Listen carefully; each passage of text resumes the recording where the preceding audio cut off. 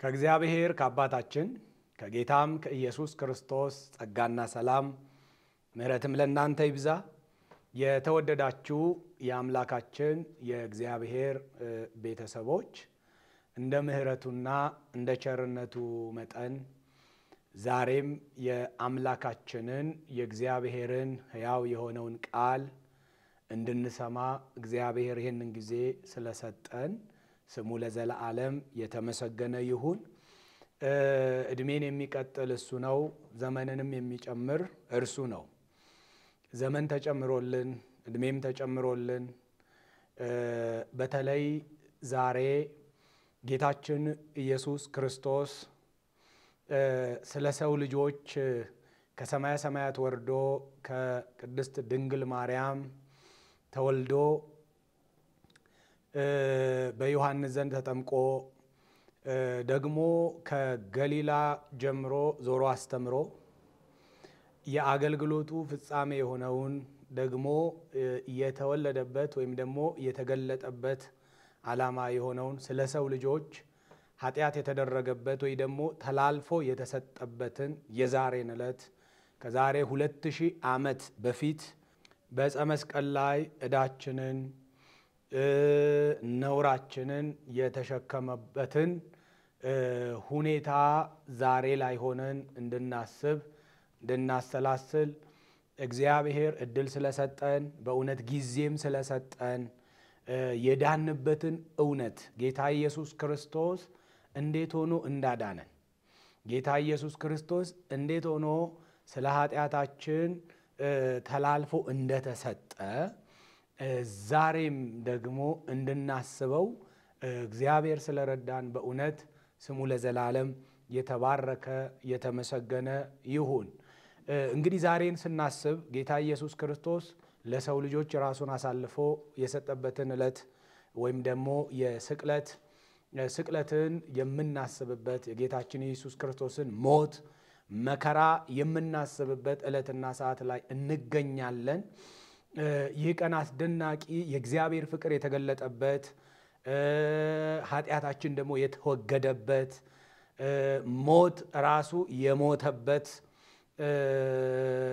እንደሆነ እንደው በመረዳት ይህንን ዕለት እንድናስብ እንደሚገባ ገና በመልእክቴ መግቢያ ላይ ላሳስባችሁ ወዳለሁ። በዚህ ሁኔታ ሆነን በዚህ ስሜት ሆነን ስለ ጌታችን ስለ ኢየሱስ ክርስቶስ ሞት ዛሬም እናስባለን። በእርግጥ ዕለትም ዛሬም ብቻ ሳይሆን ዕለትም እናስባለን። ዛሬ ግን በተለየ ሁኔታ በምስጋና ሆነን ምክንያቱም ወደፊት ጌታ ኢየሱስ ይሞታል ብለን ሳይሆን ትላንትና በመስቀል ላይ ጌታ ኢየሱስ ክርስቶስ ስለኔ እንደዚህ ሆኖልኛል፣ እርግማኔን ሊያስወግድ ከኃጢአት ቀንበር ሊገላግለኝ ከዲያብሎስ እስራትም ሊፈታኝ ከእግዚአብሔር ጋር የነበረብኝን የጥሉን ግርግዳ ንዶ በመካከል ሆኖ ወደ እግዚአብሔር ሊወስደኝ ለኔ የሆነበትን ሁኔታ ዛሬ ላይ ሆኜ አስባለሁ በማለት በዚህ ስሜት ሆነን ጌታን የምናከብርበት ጌታን የምናመሰግንበት ዕለት እንደሆነ ማስታወስ ይገባናል ማለት ነው። እንግዲህ እንደ እግዚአብሔር ፈቃድ በሁለተኛ ቆሮንቶስ ምዕራፍ 4 ቁጥር 14 ላይ ያለውን የእግዚአብሔርን ቃል መነሻ አድርገን እንማራለን ማለት ነው። ወይም ደግሞ የዕለቱን መልእክት እንሰማለን ማለት ነው። የትምህርታችን ርዕስ የሚሆነው አንዱ ስለ ሁሉ ሞተ የሚል አንዱ ስለ ሁሉ ሞተ። ስለዚህ ቃል የእግዚአብሔር ስም ለዘላለም የተባረከ ይሁን። ቃሉን የምናገኘው ሁለተኛ ቆሮንቶስ ምዕራፍ 5 ቁጥር 14 ላይ ነው። አንዱ ስለ ሁሉ ሞተ ይለናል ሐዋርያው ቅዱስ ጳውሎስ ወደ ቆሮንቶስ በጻፈው መልእክቱ ላይ ማለት ነው። እንግዲህ የጌታችን የኢየሱስ ክርስቶስ ሞት ዘመንን የከፈለ ዓመተ ፍዳን አስወግዶ ዓመተ ምሕረትን ያመጣ ከሰው ልጆች ላይ የባርነትን ቀንበር የገፈፈ የጥልን ግርግዳ ያፈረሰ እንደሆነ የዕዳ ስረዛ የተደረገበት እንደሆነ በሞት ላይ ስልጣን ያለው የተሻረበት እንደሆነ መጽሐፍ ቅዱሳችን ይነግረናል። ስለ ሞት ስናወራ ስለ ሞት ስናወራ ደስ የሚል ስሜት አይደለም የሚሰጠን ሞት ስንል ማለት ነው። ሐዘን ነው የሚመጣው። ሞቱ ደስታችን የሆነ ሞቱ ጥቅማችን የሆነ የጌታ የኢየሱስ ክርስቶስ ሞት ብቻ ነው።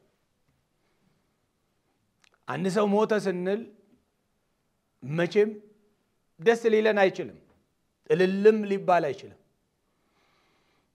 ለምን ስንል ያ ሞት የሆነው ወይም የመጣው በኃጢአት ምክንያት ስለሆነ ማለት ነው። ሮሜ ምዕራፍ 6 ቁጥር 23 ላይ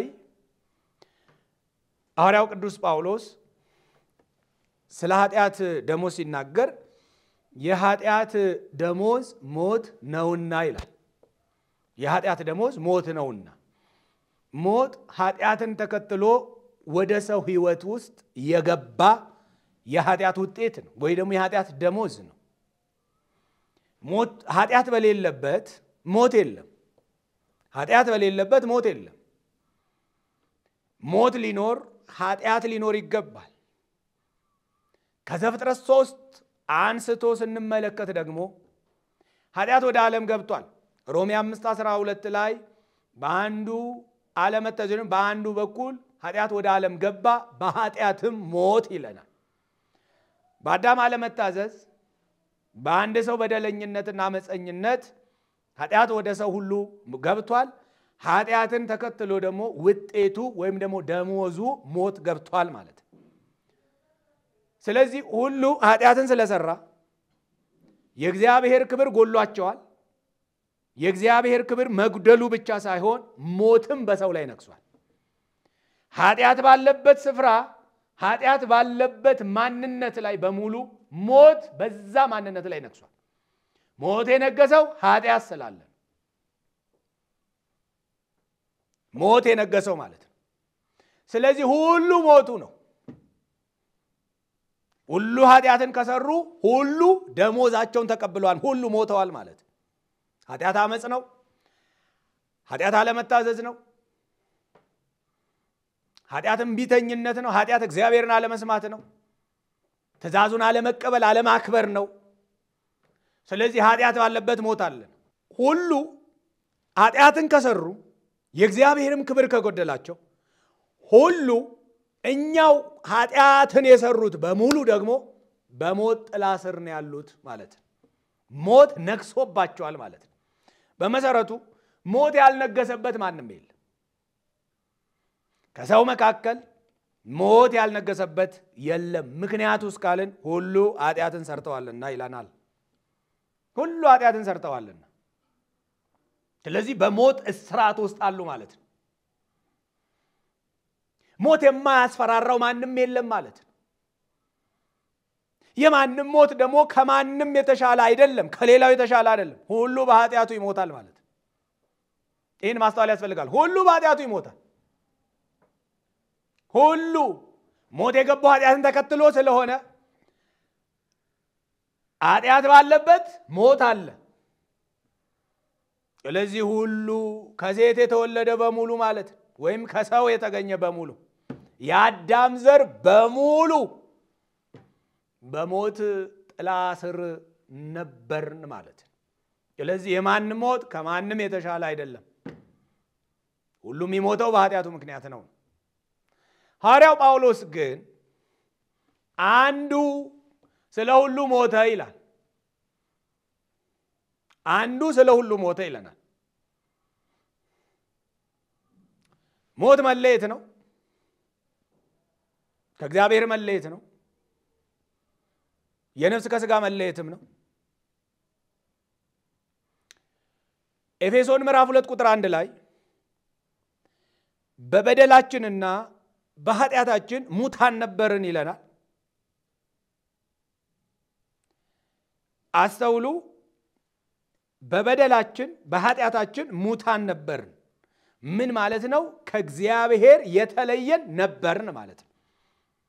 ምን ምክንያት ሆኖ? ኃጢአትና በደል ምክንያት ሆኖ ከእግዚአብሔር የተለየን ነበርን ነው የሚለው። በምን? በኃጢአትና በበደል ምክንያት ምን ያለን? የሞትን ማለት ነው። ታዲያ ይህንን ሞት የሚያስወግድ ማን ነው? ከሰው መካከል ማንም የለም። ከሰው መካከል ማንም የለም። ይሄንን ሞት ሊያስወግድ የመጣ ማንም የለም ከሰው መካከል። ኃጢአትን ለመሸፈን በኃጢአት ላይ እንደው በኃጢአተኞች ላይ የሚመጣውን ቁጣ እንደው በተወሰነ መንገድ ለመሸፈን ተመልከቱ፣ ለመሸፈን በብሉይ ኪዳን የሚቀርቡ ብዙ መስዋዕቶች ነበሩ። ለእያንዳንዱ ሰው የሚቀርቡ ማለት ነው። ለሁሉም አንድ አይቀርብም። ለእያንዳንዱ ሰው እንደየአቅሙ በግም የሚያመጣ ይኖራል፣ ፍየል የሚያመጣ ይኖራል፣ ጊደር የሚያመጣ ይኖራል፣ ዋኖስ የሚያመጣ ይኖራል። እንደየአቅሙ ማለት ነው። እንደው ከቁጣው ለመጋረድ ግን የሞትን ምንጭ ማድረቅ የሚችል ምንም አይነት መስዋዕት የለም። ከሰው መካከል ይሄ ስለሌለ እግዚአብሔር መፍትሄ ሰጠ። የሞት ማርከሻ፣ የሞት መድኃኒት ማለት ነው። እሱ ምን ሊያደርግ? ሞትን ሊያስወግድ ማለት ነው። አንድ ነው አለን ጳውሎስ። ተመልከቱ፣ አንድ ነው አለ። አንዱ አለ ስለ ሁሉ ማለት አንዱ ለሁሉ ይበቃል ማለት ነው። አንዱ ስለ ሁሉ ሞተ ይላል። ሁሉ ሊሞት አይገባውም ማለት ነው። ሁሉ ሊሞት አይጠበቅበትም። ሲጀመርም የሞተ ልብ በሉ። እኛ በኃጢአታችን ምክንያት እንሞታለን ማለት ክርስቶስን ከማግኘታችን በፊት ማለት ነው።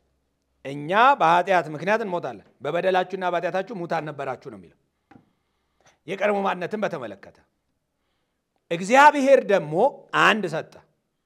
አንድ ማለት ነው የሚቀርቡት ብዙ መስዋዕቶች ናቸው በብሉይ ኪዳን። ለእያንዳንዱ ነው የሚቀርቡት። አንድ መስዋዕት ለሁሉ አይቀርብም። ለእያንዳንዱ ግን ብዙ ይቀርባል። ብዙ መስዋዕት ይቀርባል። እግዚአብሔር ምን አደረገ? አንድ ሰጠ። ለማ? ለሁሉ። የሁሉንም ሞት ይሞት ዘንድ አንድ ሰጠ። የኛ ሞት በኃጢአታችን ምክንያት ነው። የሱ ሞት ግን የኛን ሞት ነው የሞተው። ምን ማለት ነው? በእኛ ምክንያት ማለት ነው። ይሄን አስተውሉ ወገኖቼ። በእኛ ምክንያት እግዚአብሔር የሁላችንን በደል በእርሱ ላይ አኖረ ይላል። አንዱ ስለ ሁሉ የሞተው በእኛ ምክንያት ነው። እኛ ምን ሞተው በራሳችን ምክንያት ነው። እኛ የሞትነው በራሳችን ምክንያት ነው። በእኛ ኃጢአት ምክንያት እኛ ሞተናል።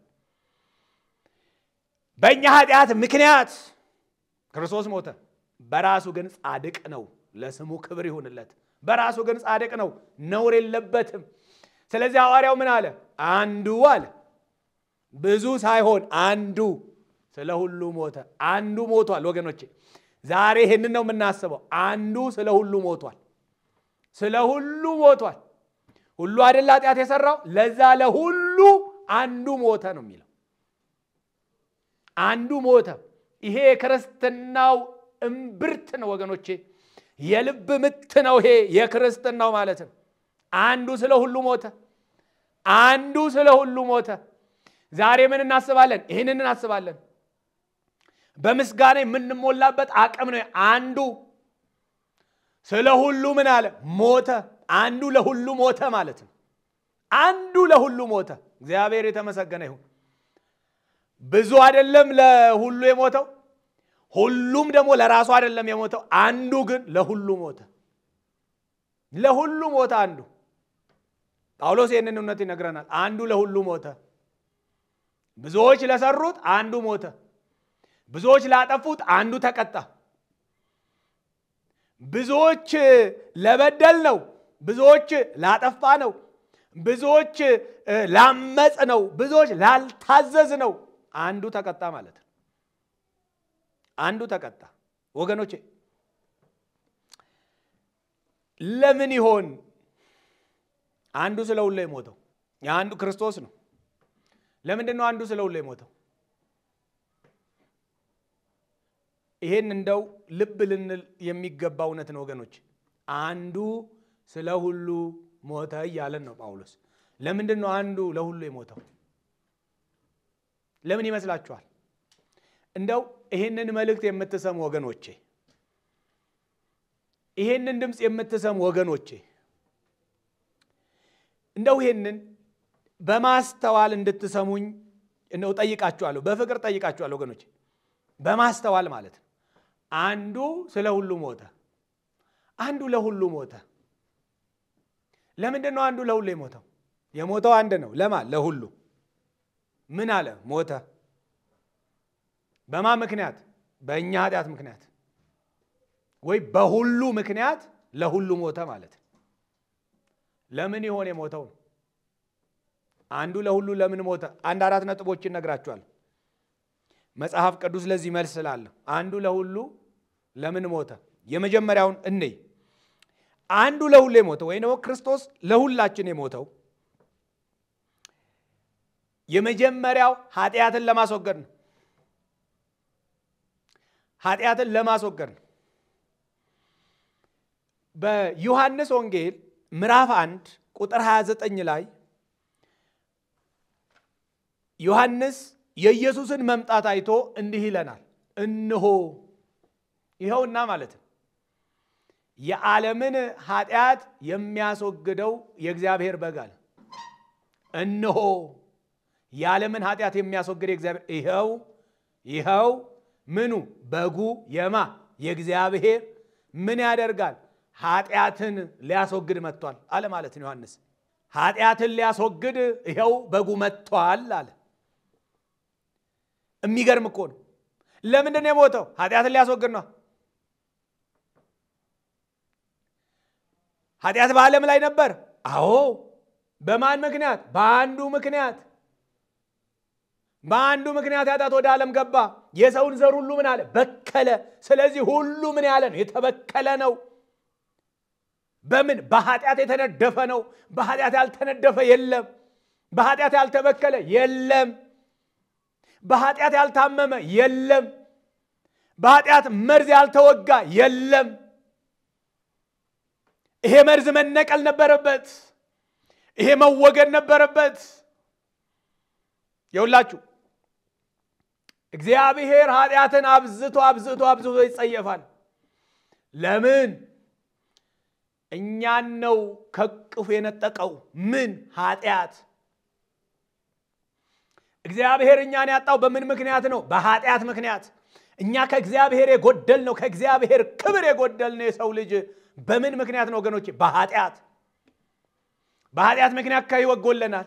በኃጢአት ምክንያት ከክብሩ ጎለናል። በኃጢአት ምክንያት ከህልውናው ጎለናል።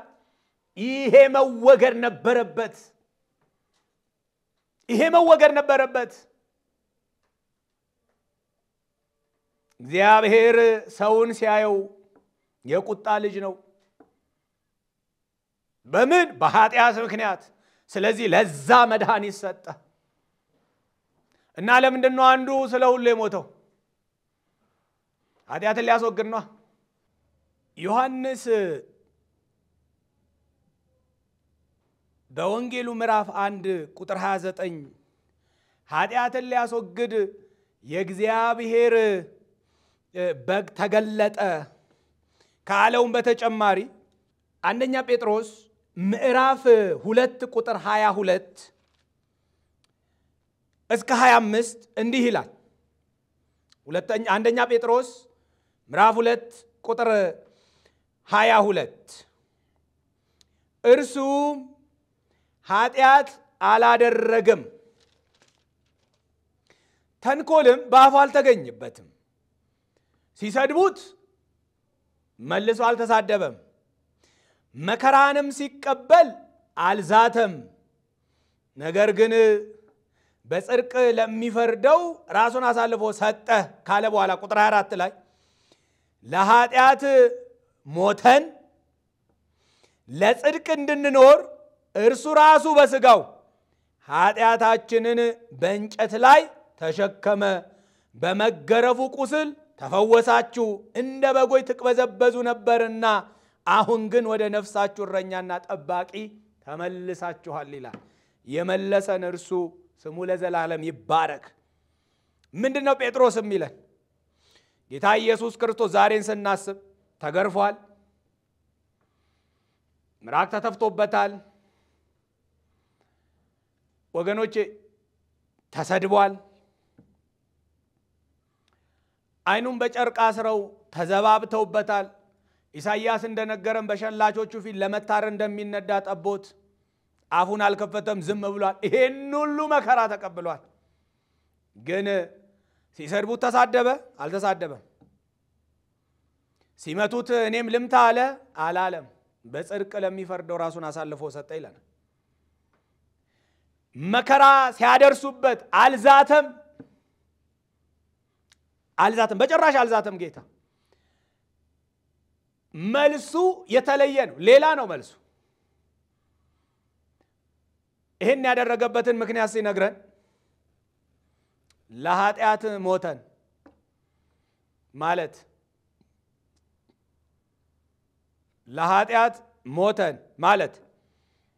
ለኃጢአት ሕያው ሳንሆን ለእግዚአብሔር ሕያው ሆነ እንድንኖር ባጭሩ ከኃጢአት ተላቀን ከኃጢአት ባርነት ነፃ ወጥተን።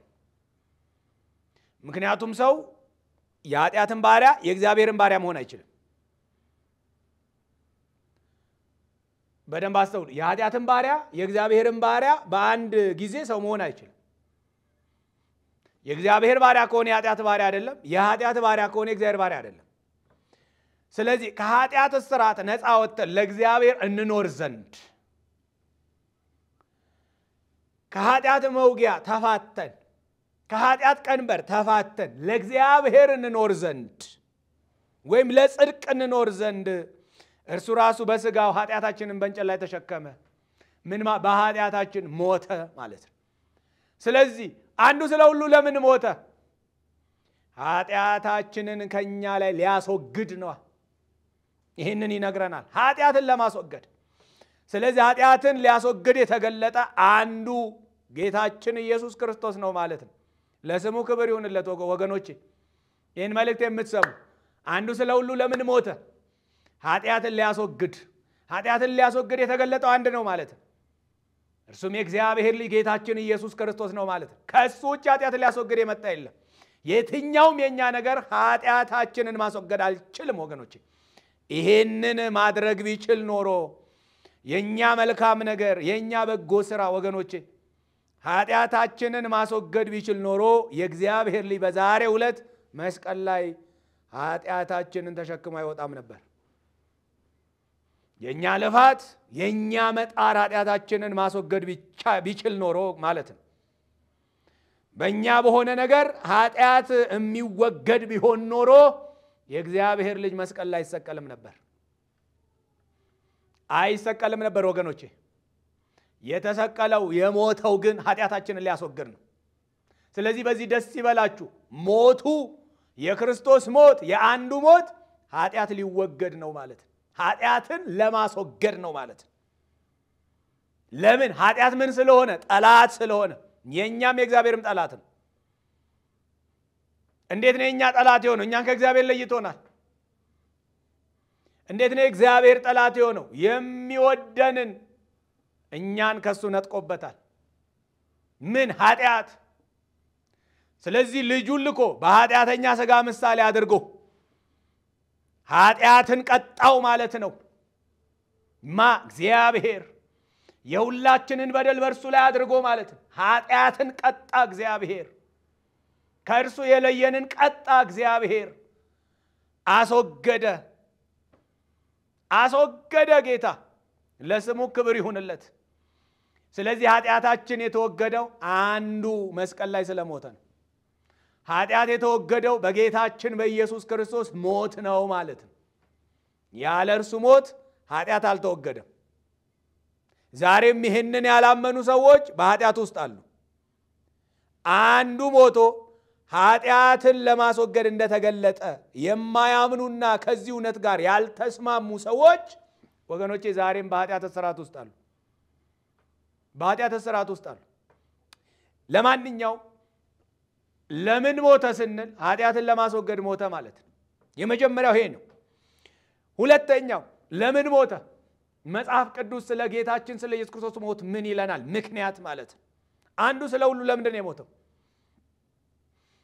በሞት ላይ ስልጣን ያለውን እንዲሽር በሞት ላይ ስልጣን ያለውን እንዲሽር ወደ ዕብራውያን ሰዎች የተጻፈው መልእክት ምዕራፍ 2 ላይ እንዲህ እናነባለን። ወደ ዕብራውያን ሰዎች የተጻፈው መልእክት ምዕራፍ 2 ቁጥር 14 እስከ 15 እንግዲህ ልጆቹ በስጋና በደም ስለሚካፈሉ ይላል እርሱ ደግሞ በሞት ላይ ስልጣን ያለውን በሞቱ እንዲሽር ይኸውም ዲያብሎስ ነው ይላል። ልብ ብላችሁ አስተውሉ። እርሱ ደግሞ በስጋና በደም የተካፈለው ዘመዳችን የሆነው ከኃጢአት በቀር እንደኛ ሰው የሆነው ጌታችን ኢየሱስ ማለት ነው። እርሱ ደግሞ ልብ በሉ በሞት ላይ ምን ያለው ስልጣን ያለው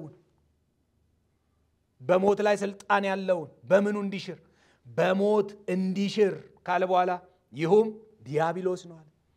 በሞት ላይ ስልጣን ያለው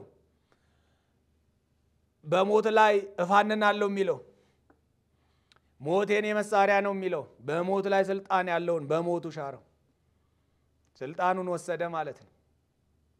አያችሁ? ከዚህም በኋላ ስልጣኑ ከእጁ ስለተወሰደ ምን ሆነ? ጌታ ኢየሱስ ክርስቶስ በመሞቱ በሞት ላይ ስልጣን ያለው በምኑ ተሽሯል? በሞቱ ተሽሯል። ይሄንን በምን እናውቃለን? ፍጥሞ በምትባለው ደሴት ታስሮ የነበረ ስለ ኢየሱስ ክርስቶስ መከራን እየተቀበለ ላለ ለዮሐንስ ጌታ ኢየሱስ ክርስቶስ በተገለጠለት ጊዜ ያለው ላስታውሳችሁ። ራእይ ዮሐንስ ምዕራፍ 1 ቁጥር 17 ባየሁትም ጊዜ እንደሞተ ሰው ሆኜ ከእግሩ በታች ወደቅኳል።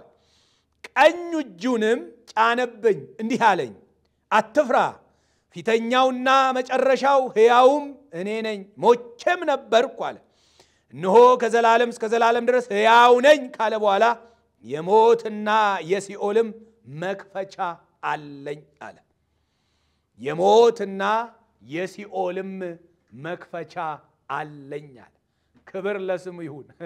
የሞትና የሲኦል ምን አለኝ? መክፈቻ ቁልፍ አለኝ ነው። ሰይጣን በፊት ምን ሲል ነበር ማለት ነው? ዲያብሎስ በሞት ላይ ስልጣን አለኝ ሲል ነበር። ስለዚህ ጌታ ኢየሱስ ክርስቶስ ለምን ሞተ? በሞት ላይ ስልጣን ያለውን እንዲሽር፣ ያውም ዲያብሎስ ነው ይላል። ስለዚህ ስልጣኑን ምን አለው? ገፈፈው፣ ሻረው ማለት ነው። ከዛ ኢየሱስ ምን አለ? የሞትና የሲኦል መክፈቻ አለኝ። ምን ማለት ነው? ቁልፍ ምንድን ነው? ስልጣን።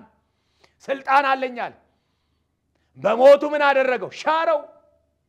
የሞተው ለምንድን ነው? በሞት ላይ ስልጣን ያለውን እንዲሽር። እግዚአብሔር ይመስገን። በሞት ላይ ስልጣን ያለው ምን ተብሏል? ተሽሯል። ይሄም ብቻም ሳይሆን ወደ ዕብራውያን ሰዎች ምዕራፍ 2 ስመልሳችሁ ቁጥር 15 ላይ ይኸውም ዲያብሎስ ነው ካለም በኋላ በሕይወታቸውም በኑሯቸው ማለት ነው በሕይወታቸው ሁሉ ስለ ሞት ፍርሃት በባርነት ይታሰሩ የነበሩትን ሁሉ ነፃ እንዲያወጣ በስጋና በደም እንዲሁ ተካፈለ ይላል። በሕይወታቸው ሁሉ ስለ ሞት ፍርሃት በባርነት ይታሰሩ የነበሩትን ሁሉ ነፃ እንዲያወጣ ይላል። ተመልከቱ። በሞት ላይ ስልጣን ያለውን በሞቱ መሻር ብቻ ሳይሆን የኢየሱስ ክርስቶስ ሞት በሞት የፍርሃት ባርነት ውስጥ ማለት ነው። ሞትን እየፈሩ ሞት እያሸማቀቃቸው የሞት እስረኞች ሆነው በሞት ፍርሃት ተይዘው የነበሩትን ሁሉ ነፃ እንዲያወጣ ሞትን እንዳይፈሩ አደረገ ማለት ነው። የኢየሱስ ክርስቶስ ሞት ሞትን እንዳይፈሩ አደረጋቸው። ምክንያቱስ በሕይወታቸው ሁሉ ይላናል። ወገኖቼ መግቢያ ላይ ነግሬያቸዋል። ሞትን የማይፈራ የለም። ሞት ሲባል አያስደስትም። የጌታ ኢየሱስ ክርስቶስ ሞት ነው ግን እልል የሚያሰኝ ምክንያቱስ በሞት ላይ ስልጣን ያለው ተሽሯል ለመሻር ነው ሞቱ ኃጢአትን ለማስወገድ ነው ሞቱ በሞት የፍርሃት ባርነት የታሰሩትን ነፃ ሊያወጣ ነው ሞቱ በሞት ላይ እንዲዘብቱ ማለት ነው ሞት እንዳያስፈራራቸው ሞት እንዳያሸማቅቃቸው ነፃ እንዲወጡ ጭምር ነው ማለት ነው አንደኛ ዮሐንስ መልእክት ምዕራፍ 3 ቁጥር 8 ላይ የዲያብሎስን ሥራ እንዲያፈርስ የእግዚአብሔር ልጅ ተገለጠ ይላል የዲያብሎስን ሥራ እንዲያፈርስ ሥራው ምንድነው ኃጢአት ነው ምን ብሏል ፈርሷል በሞት ላይ ስልጣን ያለው ምን ተብሏል ተሽሯል ስለዚህ ጌታ ኢየሱስ ክርስቶስ ለምን ሞተ ለምንድነው ዛሬ ስቅለቱን የምናስበው በመስቀል ላይ መሰቀሉ ለምንድነው ዛሬ የምናስበው የዲያብሎስን ሥራ ስላፈረሰ በሞት ላይ ስልጣን ያለውን ሻረው በህይወታቸው ሁሉ በሞት የፍርሃት ባርነት ታስረው የነበሩትን ሁሉ ምን አደረገ ነፃ ወጣ ለምን ሞተ ለዚህ ሞተ ጌታ ለዘላለም ይባረክ ዛሬ ሞት አያስፈራንም ለምን ትንሳኤና ህይወት የሆነውን ጌታን አግኝተናል ሞቼም ነበርኩ አለ እነሆ ከዘላለም እስከ ለዘላለም ሕያው ነኝ አለ ክብር ለስሙ ይሁን ሞቼ ነበርኩ ሞትን በነበር ያስቀረ እነሆ ግን ከዘላለም እስከ ዘላለም ምንድነኛል ሕያው ነኝ የሞትም የሲኦልም መክፈቻ አለኝ አለ ክብር ለስሙ ይሁን ሞትን እንዳንፈራ ያደረገን ከሞት የፍርሃት ባርነት ነፃ እንድንወጣ ያደረገን እርሱ ነው ዛሬ ሞት የሚያስፈራራችሁ ካላችሁ ወደ ጌታችን ወደ ኢየሱስ ክርስቶስ ልባችሁንም አይናችሁንም አንሱ እሱ ሞትን ሽሯል ወገኖቼ ሞትን ሽሯል በሞት ላይ ስልጣን ያለውን ሽሯል ሞትን አስወግዷል ጌታ ኢየሱስ ስለሞተ በሞቱ ሞትን ገሏል በሞት ፍርሃት ተይዛችሁ አትማቅቁ ከሞት የፍርሃት ባርነት በክርስቶስ ኢየሱስ በማመን ነፃ አውጡ እግዚአብሔር ለዘላለም ስሙ ብሩክ ይሁን ሶስተኛው አንዱ ስለሁሉ ለምን ሞተ ክርስቶስ ለሁሉ ለምን ሞተ ከእግዚአብሔር ጋር ለማስታረቅ ኃጢአትን ካስወገደ በሞት ላይ ስልጣን ያለውን ከሻረ በኃጢአት ምክንያት ከእግዚአብሔር ጋር ጠበኞች ስለነበርን በመሞት ጠብን አስወግዶ ከእግዚአብሔር ጋር ሊያስታርቀን ይህንን መጽሐፍ ቅዱሳችን በግልጽ ይነግረናል ወደ ሮሜ ሰዎች በተጻፈው መልእክት ምዕራፍ 5 ቁጥር 8 እስከ 10 እንዲህ ይላል ነገር ግን ገና ኃጢአተኞች ሳለን ክርስቶስ ስለኛ ሞቷልና ይላል ምኖች ሳለን ነው የሚለው ኃጢአተኞች ሳለን ክርስቶስ ስለኛ ምን ብሏል ሞቷል ብርቶች ሳለን አይደለም ጀግኖች ሳለን አይደለም ጻድቃን ሳለንም አይደለም በመልካም ነገርም በርትተንም ያለን አይደለም ምንድነው የሚለው ገና ኃጢአተኞች ሳለን በኃጢአት እስራት ውስጥ ሳለን ክርስቶስ ስለኛ ሞቷል እና ካለ በኋላ እግዚአብሔር ለኛ ያለውን የራሱን ፍቅር ያስረዳል የክርስቶስ መሞት እግዚአብሔር ለኛ ያለውን የራሱን ፍቅር ያስረዳል እግዚአብሔር እንደሚወደን ያረጋገጥ ነው ይውላችሁ ተዳርም ሲሰጥ አይደለም እሱም አንዱ መገለጫው ነው ልጆችም ሲሰጥ አይደለም እሱም አንዱ መገለጫው ይሆናል ግን እግዚአብሔር እንደወደደን እንደሚወደን ማረጋገጫው ወገኖቼ መስቀሉ ነው ምን ማለት ነው የክርስቶስ ኢየሱስ መስዋዕታዊ ሞት ነው እግዚአብሔር እንደሚወዳችሁ ማረጋገጥ ከፈለጋችሁ መስቀሉን ይዩት የክርስቶስን ሞት ተመልከቱ የክርስቶስ ሞት የእግዚአብሔር ፍቅር የተብራራበት እዩት የክርስቶስን መከራ ክርስቶስ ስለኛ የከፈለውን ዋጋ ተመልከቱ እሱ እግዚአብሔር ፍቅርን ያብራራበት ፍቅርን የገለጠበት የራሱ የሆነውን ፍቅር ለኛ ያስረዳበት ስለዚህ ጳውሎስ እግዚአብሔር ለኛ ያለውን የራሱን ፍቅር ያስረዳል አለ የክርስቶስ ሞት የእግዚአብሔርን ፍቅር ያስረዳል ካለ በኋላ በመቀጠል ይልቁንስ አለ እንግዲህ አሁን በደሙ ወይም በሞቱ ማለት ነው ከጸደቅን በእርሱ ከቁጣው እንድናለን አለ ቁጥር 10 ላይ ጠላቶች ሳለን ከእግዚአብሔር ጋር ይላል። ጠላቶች ሳለን ወዳጆች ሳይሆን ጠላቶች ሳለን ከእግዚአብሔር ጋር በልጁ ሞት ከታረቅን ይልቁንም ከታረቅን በኋላ በሕይወቱ እንድናለን ይላል። ምን ሳለን? ጠላቶች ሳለን። ጠላቶች ሳለን ከልጁ ጋር ጠላቶች ሳለን ከእግዚአብሔር ጋር በልጁ ሞት ከታረቀናል። እግዚአብሔር ይመስገን። በክርስቶስ ሞት ከእግዚአብሔር ጋር ታረቀን። ምክንያቱስ ሞቱ የዕዳችን ውጤት ስለሆነ የኃጢአታችን ውጤት ስለሆነ እሱ ንጹህ ነው። እሱ ነውር የለበትም። ከኃጢአተኞችም እጅግ የተለየ ነው። ጻድቅ ነው። ከአንቺ የሚወለደው ቅዱስ የእግዚአብሔር ልጅ ነው ተብሏል። ነውር የለበትም። ጌታ ኢየሱስ ለስሙ ክብር ይሁንለት፣ ክብር ይሁንለት። በእውነት ነውር የለበትም። ግን ስለኛ ነው ዋጋ የከፈለው ወገኖቼ። ስለ አንተ ስለ አንቺ ነው፣ ስለኛ ነው፣ ስለ ዓለም ሁሉ ነው ዋጋ የከፈለው። ስለ ሁሉ ማለት ነው። ስለዚህ እግዚአብሔር በልጁ ሞት ከኛ ጋር ምን አለ? ታረቀ። ልጁ ባይሞት ምን የለም ማለት ነው? እርቅ የለም ማለት ነው። ከእግዚአብሔር ጋር ታርቀን አባትና ልጅ ሆነ።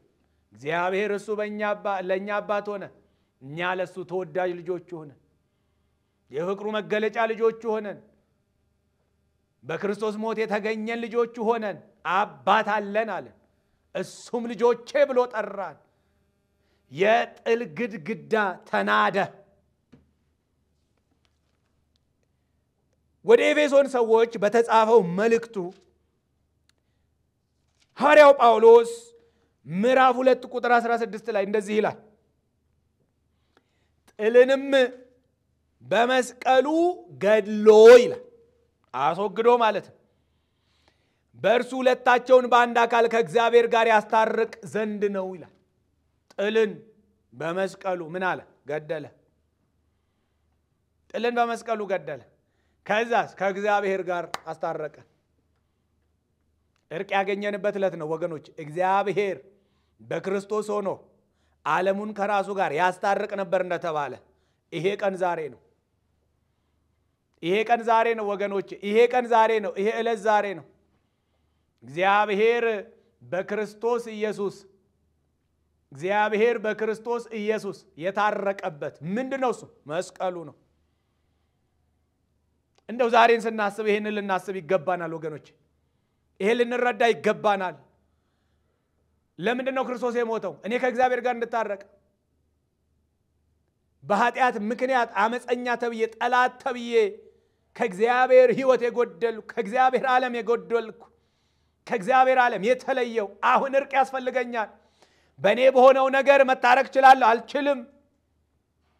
የእኔ ነገር ኃጢአትን ሊያስወግድ አይችልማ። እግዚአብሔር የሚፈልገውን ጽድቅ ማምጣት አይችልማ። የክርስቶስ መስዋዕትነት ግን እግዚአብሔር የሚፈልገውን ጽድቅ በልጁ ላይ ስላየ የክርስቶስ ሞት እግዚአብሔር የሚፈልገውን ጽድቅ ስላመጣለት እግዚአብሔር ብቁ በሆነው መስዋዕት እግዚአብሔር ይመስገን ብቁ በሆነው መስዋዕት በቂ በሆነው መስዋዕት አንድ መስዋዕት አንድ መታረቂያ መስዋዕት አንድ በደልን ማስወገጃ መስዋዕት እግዚአብሔር ለሁሉ ሰጠ። ስለዚህ ድንቅ ስጦታው እግዚአብሔር ይመስገን ወገኖቼ።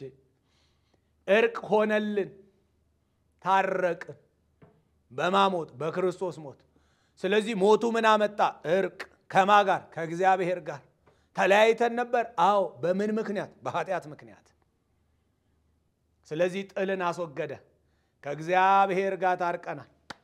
ስለዚህ ዛሬ ወንጌል ለምንድን ነው የምንሰብከው? እኛ እንደታረቅን እናንተም ከእግዚአብሔር ጋር እንድትታረቁ ወንጌልን እንሰብካለን። ከእግዚአብሔር ጋር መታረቂያ መንገዱ ማን ነው? ጌታችን ኢየሱስ ክርስቶስ ነው። ጌታችን ኢየሱስ ክርስቶስ ነው።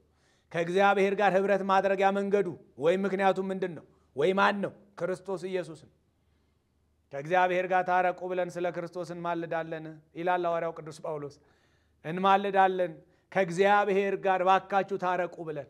ይሄንን ወንጌል የምንሰብከው ለዛ ነው። ያልተስማማችሁ እንድትስማሙ፣ ያልታረቃችሁ እንድትታረቁ፣ የበደላችሁን ስርየት ያልተቀበላችሁ የበደላችሁን ስርየት እንድታገኙ፣ የእግዚአብሔር ልጆች እንድትሆኑ የእግዚአብሔር ቤተሰቦች እንድትሆኑ እግዚአብሔር ምን እንዳደረገላችሁ እንድትረዱ ጌታ ኢየሱስ ክርስቶስ ምን እንደሆነ ምን እንደከፈለ እንድትረዱና እንድታውቁ ጌታ ኢየሱስ የሞተበትን ዓላማ እንድታውቁ ጌታ ኢየሱስ ክርስቶስ ዋጋ የከፈለበትን ዓላማ እንድታውቁና እንድትረዱ ይሄንን ወንጌል እንሰብካለን ወገኖች ይሄንን እናውጃለን እርቅ ሆኗል በክርስቶስ ኢየሱስ ሞት እግዚአብሔር መታረቂያ መስዋዕት ሰጥቷል እግዚአብሔር መታረቂያ መንገድ ሰጥቷል እግዚአብሔር መታረቂያን ነገር አስቀምጧል ለትውልድ ሰጥቷል ለዓለም ሁሉ ሰጥቷል እኔ መታረቃችሁ በዚህ ነው ብለዋል የኔ ልትሆኑ የምትችሉት በዚህ ነው ብለዋል ሌላ ኃጢአትን በተመለከተ መታረቂያ ሊሆን የሚችል ነገር የለም ወገኖቼ ይሄን ማስተዋል ይገባናል ኃጢአታችንን በተመለከተ ከእግዚአብሔር ጋር ልንታረቅ የምንችልበት አንዱና ዋናው የጌታችን የኢየሱስ ክርስቶስ ማንነት ስለዚህ ለምን ሞተ ከእግዚአብሔር ጋር እንድንታረቅ ተጣልተን ነበር አዎ አራተኛውና የመጨረሻው ለምንድነው ክርስቶስ የሞተው ወደ አዲስ ህይወት እንድንገባ ለምንድነው ክርስቶስ የሞተው ለምን አንዱ ስለ ሁሉ ሞተ ወደ አዲስ ህይወት እንድንገባ ነው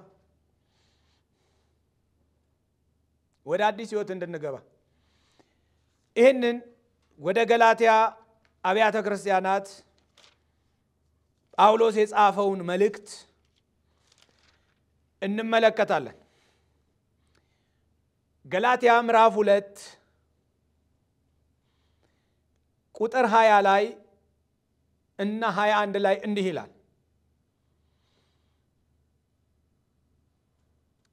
ከክርስቶስ ጋር ተሰቅያለሁ እኔም አሁን ሕያው ሆኜ አልኖርም ክርስቶስ ግን በእኔ ይኖራል አሁንም በሥጋ የምኖርበት ኑሮ በወደደኝና ስለኔ ራሱን በሰጠው በእግዚአብሔር ልጅ ላይ ባለ እምነት የምኖረው ነው አለ ከክርስቶስ ጋር ተሰቅያለሁ አለ ሐዋርያው ጳውሎስ ከክርስቶስ ጋር ተሰቅያለሁ አሁን እኔ አልኖርም አለ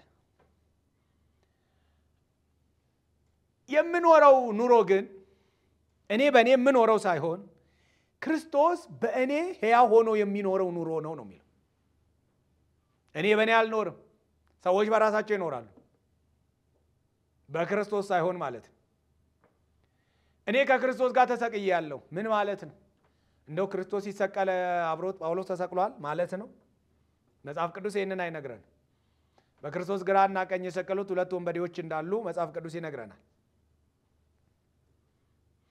እንጂ ጳውሎስ አልተሰቀለም ግን ምን ማለቱ ነው ክርስቶስን ለስቅላት ያበቃው የኔ ኃጢአት ነው ይያለ ነው ደሞም የሁላችንም ኃጢአት ነው ስለዚህ ክርስቶስ መስቀል ላይ ወጣው ዳይን ተሸክሞ ነው የኔን ኃጢአት ይዞ ነው ስለዚህ ከክርስቶስ ጋር ተሰቅያለሁ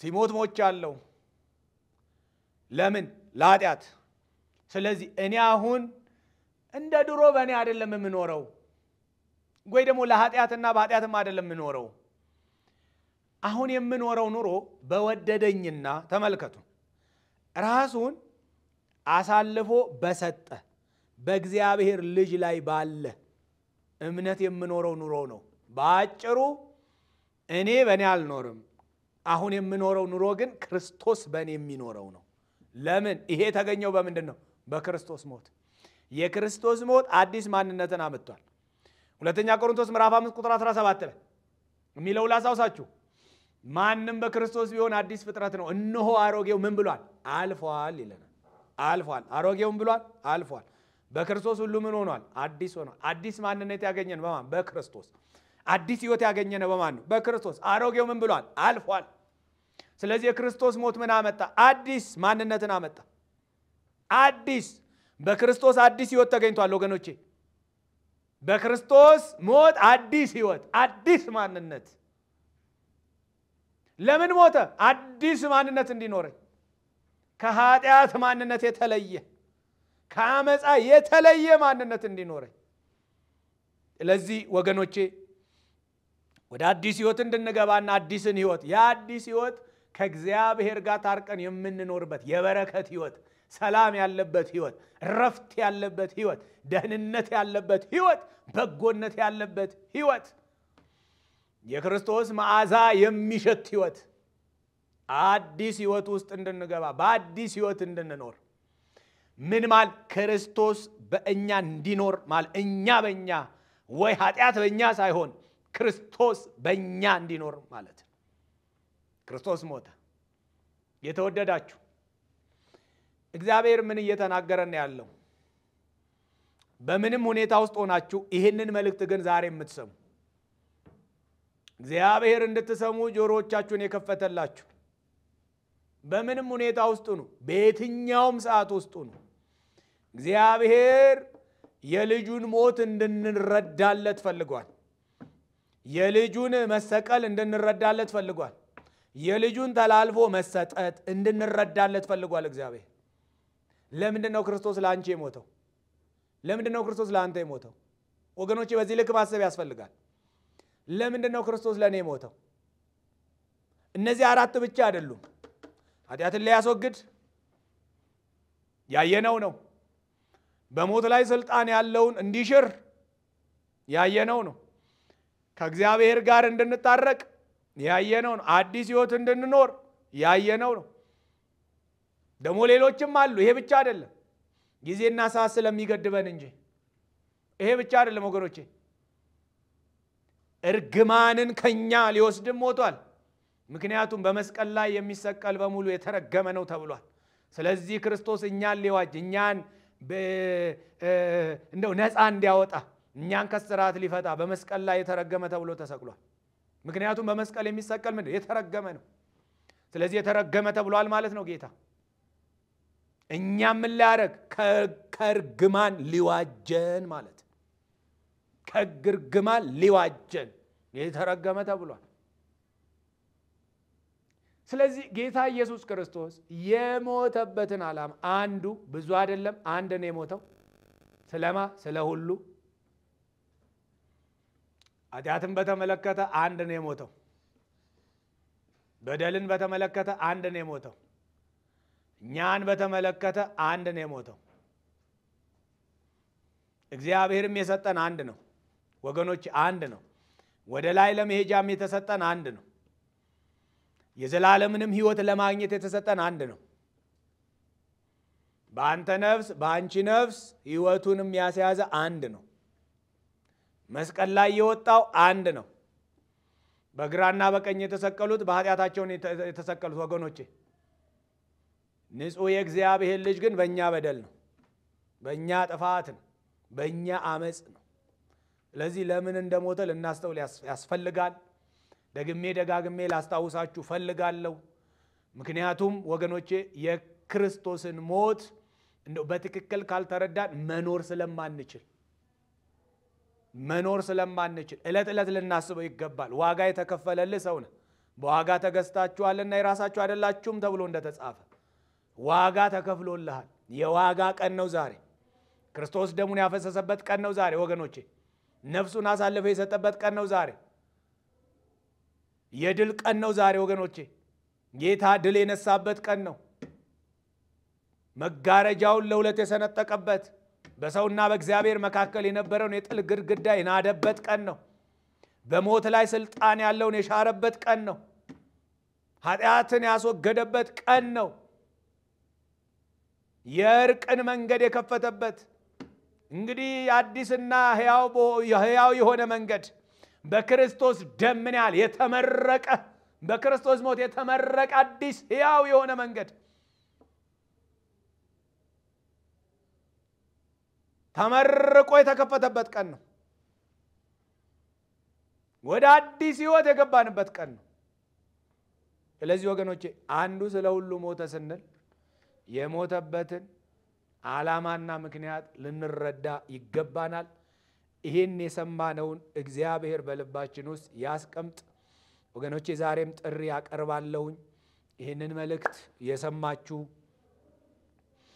ምናልባት ሞቱን ያልተረዳችሁ በዚህ ልክ ያልገባችሁ በእውነት ጌታ ኢየሱስ ክርስቶስ ለእናንተ የሆነውን ሁሉ እንድታስቡና እንድታሰላስሉ ደግሞ በተረዳችሁትም ልክ ለዚህ እውነት ተሸንፋችሁና ተገዝታችሁ እንድትኖሩ ላበረታታችሁ ፈልጋለሁ። የጌታ ጸጋ በነገር ሁሉ ይብዛልን። ክብር ለአምላካችን ለእግዚአብሔር ይሁን ለዘላለሙ አሜን።